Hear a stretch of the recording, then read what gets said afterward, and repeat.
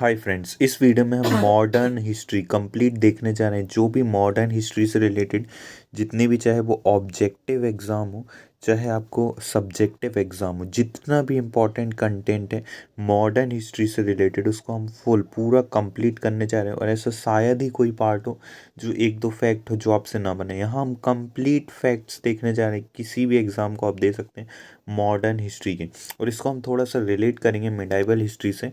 तो आप सभी ने यदि एंशियंट हिस्ट्री की वीडियो नहीं देखी है, मिडाइवल की वीडियो नहीं देखी है, मॉडर्न की तो आप देख ही रहे हैं, तो आप इसका लिंक डिस्क्रिप्शन में आपको चेकआउट कर सकते हैं। डिस्क्रिप्शन में मिल जाएगा।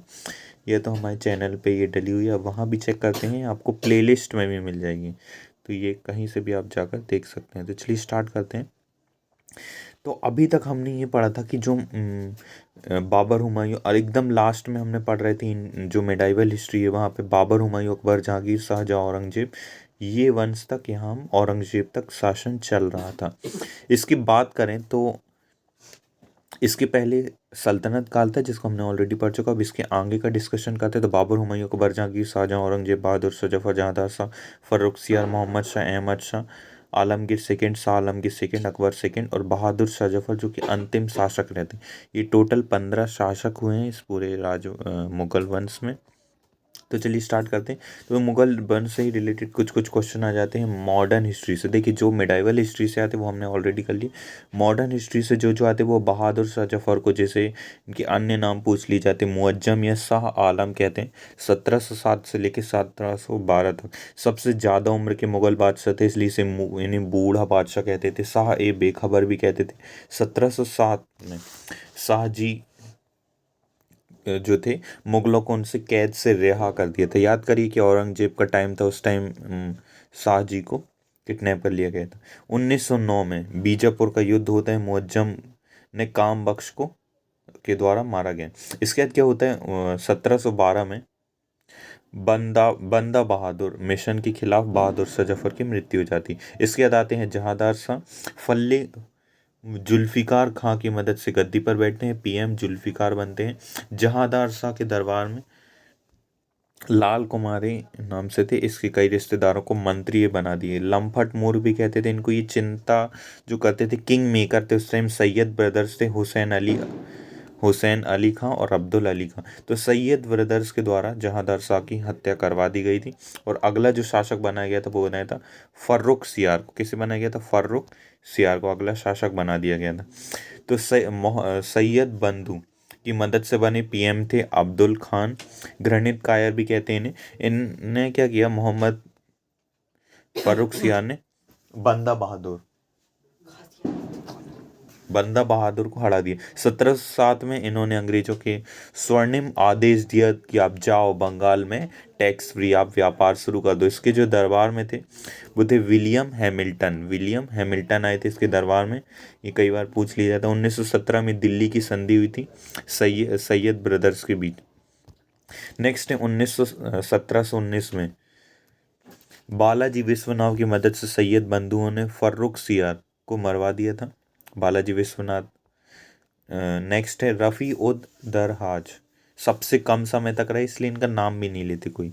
देखिए, 1719 में ही थे। शाहजहाँ सेकेंड भी बोलते हैं इनको। मोहम्मद शाह भी थे इनको। रोशन अख्तर, रंगीला बादशाह मोहम्मद सैयद को मरवा दिया था निजामुल्क ने, जिसे चिनक्लिज खान भी कहते। चिनक्लिज खान।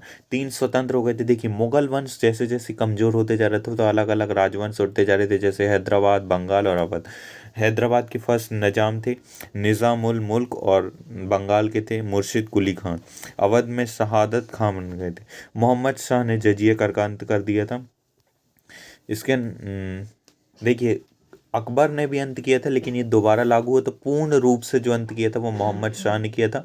1739 में नादिर शाह का आक्रमण हुआ था, जैसे करहल का युद्ध कहते। करहल का युद्ध, इस ईरान का नेपोलियन कहते। नादिर शाह को मुगलों का जो सिंहासन था, तख्त ताऊत मयूर सिंहासन में कोहिनूर हीरा लेके, ये सब कौन ले गया था? नादिर शाह। तो करनाल का युद्ध होता है जिसमें नादिर शाह ने मुगलों को हराया, और नादिर शाह ने जो लूटा था वो था तख्ते ताउते, जिसे मयूर सिंहासन भी कहते हैं, 70 करोड़ और कोहिनूर हीरा। 1747 में नादिर शाह की मृत्यु हो जाती है और अहमद अली अब्दाली गद्दी पर बैठते, जिसे दुर रानी वंश का कहते हैं। मोहम्मद शाही इसी काल शासन को संभालते हैं, और अहमद शाह अब्दाली पर जो पहला आक्रमण इसी टाइम पीरियड में हुआ था। नेक्स्ट है अहमद शाह जाते हैं, इनके शासनकाल में अहमद शाह अब्दाली 6 बार आक्रमण हुआ था। फिर आलमगीर सेकंड आते हैं 1756 में, इन्हीं का जो टाइम पीरियड था इसी टाइम प्लासी का युद्ध होता है, आलमगीर सेकंड। शाह आलम सेकंड आते हैं, पानीपत का तीसरा युद्ध होता है। ये थोड़ा सा उतना इंपॉर्टेंट नहीं, इसलिए हमने जल्दी जल्दी देख लिया। 1764 में बक्सर का युद्ध होता है। 1803 में अंग्रेजों ने दिल्ली पर अधिकार कर लिया था और मुगलों को पेंशनर, फर्स्ट पेंशनर नवाब थे Shah Alam second. Shah Alam second. Akbar second अंग्रेजों द्वारा नियुक्त फर्स्ट शासक थे। मोहम्मद राय को राजा की उपाधि दी गई थी। राजा राम मोहन राय ने को दी थी इन्होंने। मोहम्मद राय ने राजा राम मोहन राय को राजा की उपाधि दी थी। मोहन राय को राजा की उपाधि दी तो उनका पूरा नाम हो गया राजा राम मोहन राय। किसने दी थी? अकबर सेकंड ने। बहादुर शाह सेकंड, जफर भी कहते हैं, अंतिम मुगल शाह बादशाह था। उर्दू शायर जफर कहते थे इसलिए। 1857 की क्रांति का ये अध्यक्ष थे और अंग्रेजों ने रंगून भेज दिया था। अब शुरू होता है मेन पार्ट। देखिए मुगल का एंड हो चुका है, अब आ चुकी है जितनी भी अलग अलग कंपनियों का अब आक्रमण मतलब भारत में आएंगी, आगमन होगा, उसको देखते। तो पुर्तगाली जो कंपनी है वो सबसे पहले 1848 में वास्को डी गामा आया था। डच की बात करें तो कार्लियस हाउदलैंड आया था। अंग्रेजों की बात करें तो 1959 में जॉन मिल्टन हो आया था। डेनिस की जानकारी नहीं है, मतलब प्रॉपर एक व्यक्ति के नहीं पूरा ग्रुप आया था। और फ्रांसीसी 1664 में कॉल बॉट आया था। ये आप चाहें तो यहाँ से मैंने यहाँ पेस्ट कर दिया है, चाहे तो लिख सकते। नेक्स्ट है पुर्तगाली, इसी को थोड़ा विस्तार में पढ़ते हैं, उसके बाद यहाँ जितने भी स्वतंत्र शासक थे उनको देखेंगे। तो पुर्तगाली की बात करें तो 1498 में पहला पुर्तगाली वास्को भारत आया, वास्को डिगामा। वास्को डिगामा का पथ प्रदर्शक था अब्दुल आमीन। 20 मई 1498 को कालीकट में बंदरगाह में साव जेब्रियल नाम से इनका जो शिप था वो आया था। वास्को डी गामा का स्वागत जैमोरियन ने किया था। अच्छा मारा था उस टाइम तो ये ना वापस लौट जाता, फिर नहीं आता दोबारा, लेकिन खूब स्वागत हुआ। 1948 में ईस्ट इंडिया कंपनी, पुर्तगाली ईस्ट इंडिया कंपनी आई।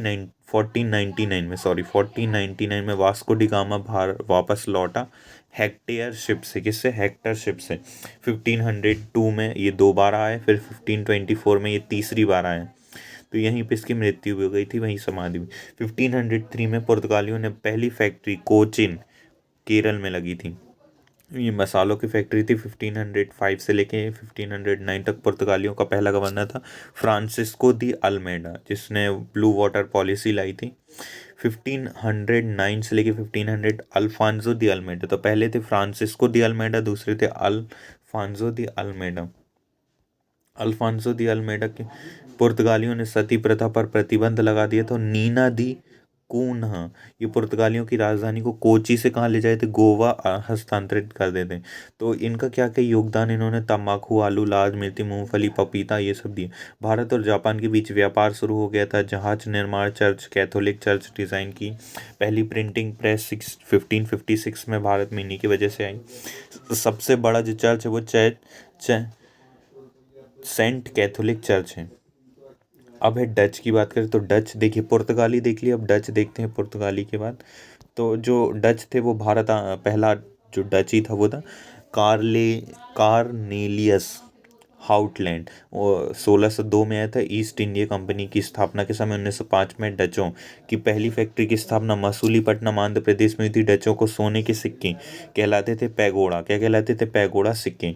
1606 में डचों ने पुर्तगालियों पर आक्रमण किया और मालदीव एक द्वीप था उस टाइम, इंडोनेशिया का मासाल द्वीप पर अधिकार कर लिया।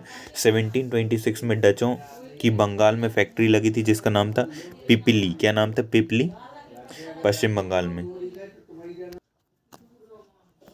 डचों के पास जो था ना, डचों के भारत में मेनली ये दो व्यापार शुरू किए, सूती वस्त्र उद्योग और नील उद्योग, ये दो व्यापार इन्होंने शुरू करे। इसके बाद क्या होता है, 1959 में वेदरा का युद्ध होता है अंग्रेजों और डचों के बीच। तो अंग्रेज जीत जाते हैं। तो क्या करते हैं कि अंग्रेजों ने डचों को हराया और उसके बाद उनका व्यापार पर कब्जा कर लिया। तो डच वापस चले गए। डच कहाँ से आए थे, होलैंड से, तो होलैंड वापस चले गए। इसके बाद आते हैं अंग्रेज। इन्हीं के बारे में मेनली पूरी जो हिस्ट्री है वो इन्हीं के बारे में पढ़ना है। तो हम एक शॉर्ट में बस देख लेते हैं इनका, आगे हम इनको पूरा इन्हीं इन्हीं को पढ़ना है। 1599 में जॉन मिल्टन हॉल पहला अंग्रेज जो भारत आया। इस टाइम थे मुगल बादशाह अकबर थे और ब्रिटेन की महारानी थी एलिजाबेथ प्रथम। 31 दिसंबर 1600 में ईस्ट इंडिया कंपनी की स्थापना हुई थी इंग्लैंड में। फर्स्ट गवर्नर थे Thomas Smith. Governor company merchant of London trading into the east Indies. तो इसका ये पूरा नाम था, असली नाम था जो ईस्ट इंडिया कंपनी था। समुद्री रास्ते से ये हैड रेड ड्रैगन जहाज से आए थे जिसका नाम था हेक्टर शिप। क्या नाम था, हेक्टर शिप। देखिए वो जो वास्को डी गामा आया था वो अलग शिप से आया था, उसका भी नाम हेक्टर शिप था, इसका भी नाम हेक्टर शिप था। 1608 में कैप्टन हॉकिंस भारत आया था। तो कैप्टन हॉकिंस किसके दरबार में आया था, जहांगीर, और ये फारसी भाषा में बोलता था। समुद्री रास्ते से बाहर, इसलिए जहांगीर ने इसे इंग्लिश खां की उपाधि दी। कैप्टन हॉकिंस की जो शिप थी वो थी रेड ड्रैगन। भारत में पहली अस्थायी फैक्ट्री लगी मसूलीपट्टनम 1611 में। अंग्रेजों की पहली स्थायी फैक्ट्री सूरत में लगी। तो अस्थायी मसूलीपट्टनम, स्थायी सूरत में। केवल 2 साल का अंतर 1611 से 1613। और 1615 में सर टॉमस रो भारत आए। 1640 में क्या हुआ, मद्रास में अंग्रेजों ने सेंट जॉर्ज किले का निर्माण कराया। 1661 में अंग्रेज राजकुमार चार्ल्स ने पुर्तगाली राजकुमारी कैथरीन बी ग्रेजा से शादी की। पुर्तगालियों ने दहेज में उन्हें मुंबई दे दिया। तो मुंबई को भी पुर्तगालियों द्वारा अंग्रेजों को दहेज में दिया गया है। 1668 में चार्ल्स ने ईस्ट इंडिया कंपनी को मुंबई में किराए पे दिए, जैसे 10 पाउंड प्रति वर्ष देता था किराया। नेक्स्ट 1669 से लेकर 1667 में मॉडर्न मुंबई सिटी की स्थापना हुई। संस्थापक थे रेलॉर्ड आंगियर। क्या नाम था, रेलॉर्ड आंगियर। 7 द्वीपों से मिलके बना है। हैन बाय वेलेंट प्रोजेक्ट इसका नाम है, हॉर्न बाय बेलेंट प्रोजेक्ट। 1687 में अंग्रेजों ने अपना मुख्यालय सूरत से बॉम्बे स्टैब्लिश कर लिया। बॉम्बे किसका लिया था।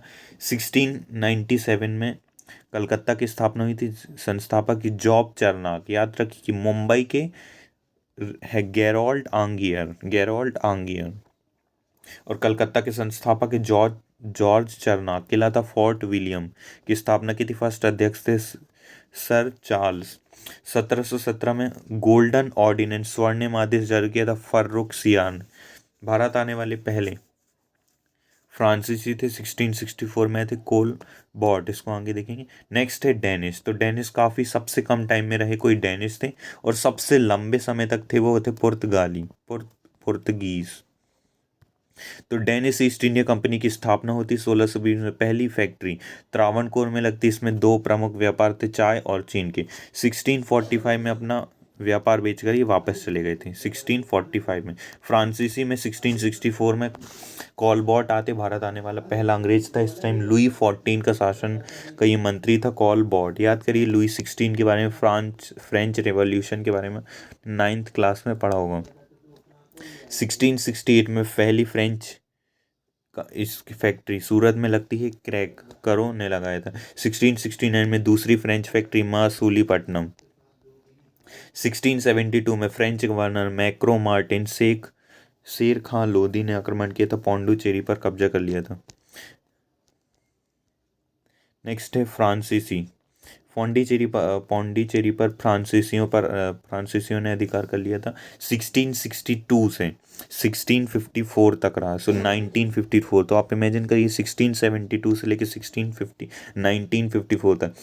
1764 में पांडिचेरी जो है वो फ्रांसीसियों का मुख्यालय था। फोर्ट लुइस ने निर्माण कराया था। पांडिचेरी का निर्माण कराया था फोर्ट लुइस ने।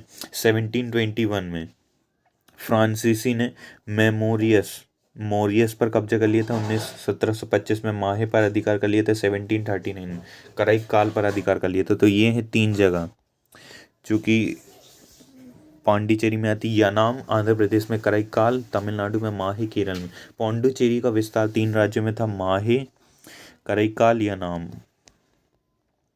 आंग्ल फ्रांसिस युद्ध। तो पहला आंग्ल फ्रांसिस 1746 से 48 तक चला। कारण था ऑस्ट्रेलिया को लेकर ब्रिटेन व फ्रांस के बीच उत्तराधिकारी की लड़ाई। संधि थी एक्सला एक्सला सिपिल संधि। फ्रांसीसी का ने युद्ध जीता। दूसरी थी 1749 से लेकर 1754 तक संधि पांडिचेरी की संधि का कारण था हैदराबाद और कर्नाटक के बीच विवाद हुआ था।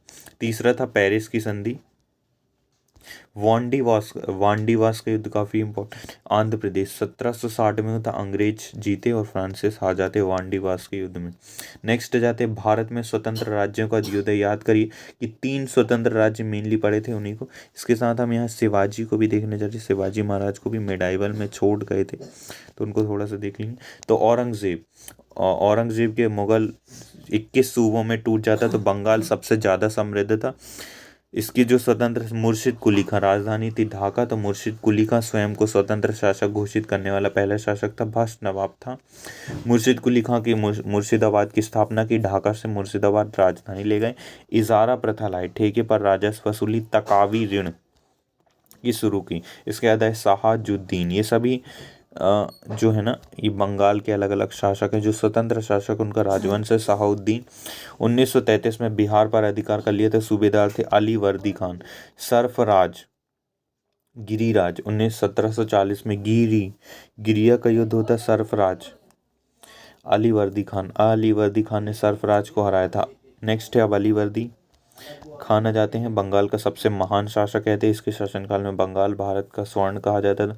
बंगाल में सबसे समृद्ध हो गए थे। यूरोपीय लोगों ने बंगाल में मधुमक्खी के छत्ते से तुलना की। इसकी बंगाल की तुलना किससे की थी? मधुमक्खी की छत्ते से की थी। में सोचिए, इतना खतरनाक था कि यदि कोई बंगाल का हमला करने की कोशिश करे तो जैसे मधुमक्खियां हमला एक साथ कर देती वैसे। सिराजुद्दौला फिर आए थे। सिराजुद्दौला तो वास्तविक नाम था मिर्जा मोहम्मद सिराज उद्दौला ने अंग्रेजों पर आक्रमण किया और कलकत्ता पर अधिकार कर लिया था। फोर्ट विलियम पर अधिकार किया। कलकत्ता का नाम बदलकर अली नगर कर दिया गया था। 20 जून 1756 में कालकोठरी की घटना होती, जिसे ब्लैक होल ट्रेजेडी कहते हैं। अंग्रेजों को पकड़कर बंद कर दिए गए थे, जिसमें 146 अंग्रेजों को पकड़कर बंद कर दिए गए थे काल कोठरी के दरवाजे में, जिसमें से केवल 23 जिंदा बचे थे। जेट होल वेल, इस घटना को कहते हैं Z Holwell, great Holwell. ये 1757 में अली वर्दी खान, रॉबर्ट क्लाइव और सिराजुद्दौला के बीच है। इनका मंत्री था मीर जाफर। रॉबर्ट क्लाइव की ने लालच की और अगला बंगाल का नवाब बना। 23 जून 1757 में प्लासी का युद्ध होता है भागीरथी नदी के किनारे रॉबर्ट क्लाइव और सिराजुद्दौला के बीच। धोखा दिया था मीर जाफर ने, जगत सेठ ने, इन दोनों ने। जो सेनापति था मेनला वो मीर जाफर था। पहली बार फूट डालो राज करो की नीति का प्रयोग किया था। मीर जाफर के बाद आ जाते रॉबर्ट क्लाइव का गधा कहलाते थे मीर जाफर की कठपुतली मीर कासिम। तो मीर कासिम की राजधानी मुर्शिदाबाद से मुंगेर ले गए। राज दोनों अंग्रेजों ने के मंसूबे को समझ गए थे और अवध के नवाब सिराजुद्दौला को पास गए। मीर जाफर बक्सर का युद्ध होता है 7, तो अंग्रेज जीत जाते हैं और मीर कासिम हार जाते हैं। इसमें मीर कासिम के साथ सिराजुद्दौला शाह आलम सेकेंड भी रहते हैं। आर्मी चीफ थे अंग्रेजों के हेनरी वेनसीटार्ड। 1756 में इलाहाबाद की संधि होती रॉबर्ट क्लाइव और अहमद आलम सेकेंड शाह आलम सेकेंड के बीच। सिराजुद्दौला और नजमुद्दौला। इस संधि के अनुसार अंग्रेजों को संपूर्ण बंगाल पर अधिकार हो गया था। 100% कंट्रोल हो गया था। और जो बंगाल के नवाब थे वो पेंशनर बन गए थे। 50 लाख हर वर्ष उनको पेंशन मिलती थी। शेख उद्दौला जाते हैं, पेंशन इनकी 2 लाख कर दी गई। देखिए 12 लाख कर दी गई। इसके मुबारक उद्दौला आते इनकी पेंशन 10 लाख कर दी गई। 50 लाख से कहा 10 लाख मुबारक उद्दौला तक पहुँच तक कर दी गई थी। नेक्स्ट है अवध। देखिए एक बंगाल स्वतंत्र हुआ था। एक बंगाल स्वतंत्र के रूप में प्रमुख जो देखिए किस सूबों में बटा था वो तो ठीक है। इसके बाद सबसे पहले बंगाल ने स्वतंत्र घोषित किया अवध ने कहा हम स्वतंत्र है। एक हैदराबाद। तो यही तीन मेन करने हैं, बस इतने ही। तो अवध की बात करें तो प्रथम नवाब थे शाह आदम खान। बुरहान खान उल मुबारक राजधानी थी फैजाबाद। सफदरजंग अबुल मंसूर खान वास्तविक नाम धर्मनिरपेक्ष शासक थे, हिंदू मुस्लिम एकता की बात करते थे।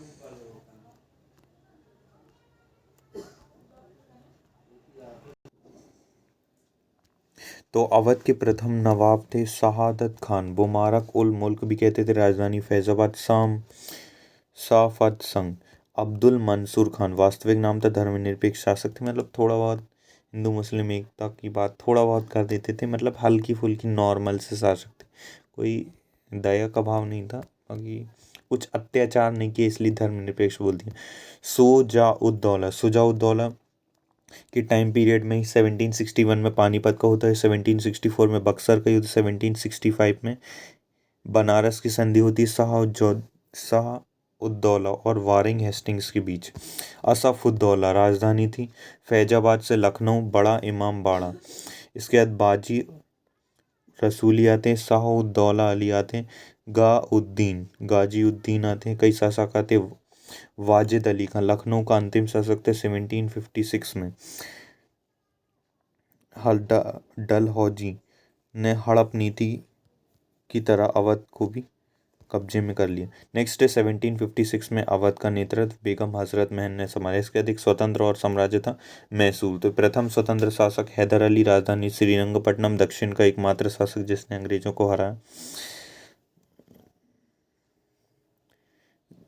नेक्स्ट 1852 में दूसरा आंग्ल मैसूर युद्ध के दौरान इनकी मृत्यु हो गई थी। टीपू सुल्तान मोहन शांत बादशाह की उपाधि धारण की। श्रीरंगपट्टनम की संधि इसी टाइम हुई थी।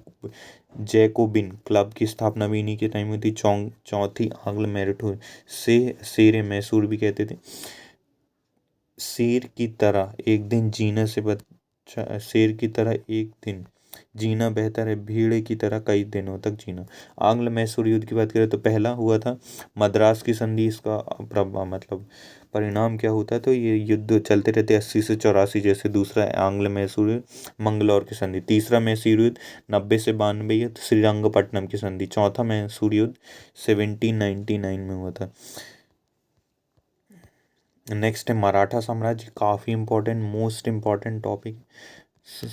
मराठा या पेशवा शिवाजी महाराज इनके संस्थापक है। 1627 में सिवनेर के किले में, पुणे में इनका जन्म हुआ था। पिताजी शाहजी भोसले, माता जीजाबाई आध्यात्मिक गुरु समर्थ रामदास प्राथमिक शिक्षक दादा कोंडदेव, पत्नी पुतलीबाई सोएबाई साईबाई। 1657 में शिवाजी ने मुगलों के खिलाफ ढक्कन के सूबेदार औरंगजेब थे। 1658 में औरंगजेब मुगल बादशाह बने। शिवाजी ने मुगलों के 23 किलों को लूटा था। उन्होंने 1664 में पहला किला सूरत में। 1665 में पुरंदर की संधि होती जय सिंह और शिवाजी के बीच। जय सिंह कौन थी, हमने पढ़ा था मिडाइवल में। शिवाजी ने 23 किलों को वापस कर दिए थे। देखिए बहुत सारी संधियाँ यहाँ मैंने लिख दी है, सभी इम्पोर्टेंट नहीं है लेकिन कुछ कुछ जो इम्पोर्टेंट है वो यहाँ पे मैंने लिख दी। इन सबको एक चार चाहे तो आप देख सकते। नेक्स्ट है शिवाजी और उनके पुत्रों संभाजी दरबार आए, औरंगजेब के दरबार गए थे। तो जो शिवाजी थे वो केंद्र है ना, संभाजी को कैद कर लिया था आगरा में और जयपुर ले आए थे। इसके बाद होता है 1764 में सूरत को लूटा। 1674 में रायगढ़ के किले में शिवाजी का राज्याभिषेक होता है। वाराणसी के पंडित गंगाधर भट्ट द्वारा उपाधि छत्रपति शिवाजी के स्वयं को हिंदू बादशाह का गुरिल्ला युद्ध नीति में इन्होंने शुरू की। नौसेना की स्थापना जो है 1678 में इन्हीं के टाइम पीरियड में हुई थी। हेडक्वार्टर मुंबई में कोलबा मुंबई। हेड कहलाता दरिया सारंग। कर्नाटक मिशन के दौरान इनकी मृत्यु हो जाती है। इनका पुत्र होता है साहू जी। देखिए शिवाजी का पुत्र संभाजी, उनका पुत्र साहू जी। तो संभाजी 1681 में औरंगजेब का जो पुत्र थे, अकबर का विद्रोह की मदद संभाजी ने की थी। इसलिए 1682 में औरंगजेब ने दक्षिण के मिशन अभियान शुरू किया और औरंगजेब को कब्रगाह कहते हैं दक्षिण के मिशन को। औरंगजेब राजा राम जो थे 1700 में आए थे। 1700 में राजा राम आए थे, औरंगजेब को मार डाला। पुत्र थे सेकंड शिवाजी सेकंड और पत्नी थी ताराबाई। तो ताराबाई शासन करती हैं, तो फिर आगे चल के साहू जी, खेड़ा का युद्ध होता है साहू जी और ताराबाई के बीच। तो साहू जी ने ताराबाई को हराया। साहू जी की राजधानी थी रायगढ़ और आगे चल के सतारा स्थानांतरित हो जाती 1713 में। शेरबाई पेशवाई जो थी प्रथा एक थी, तो पेशवा जो थे वो पीएम बनने लगे। एक पेशवा प्रथा शुरू हुई थी। फर्स्ट पेशवा थे बालाजी विश्वनाथ, दिल्ली संधिनी बालाजी विश्वनाथ और सैयद बंधुओं के बीच ये हुई थी। देखिए इसके बाद बाजीराव बन जाते अगले शासक, बाजीराव बन जाते माधव राव नारायण राव, ऐसे करके मराठों का जो अंतिम शासक रहते हैं वो बाजीराव सेकंड रहते हैं। बेसिन की संधि मराठा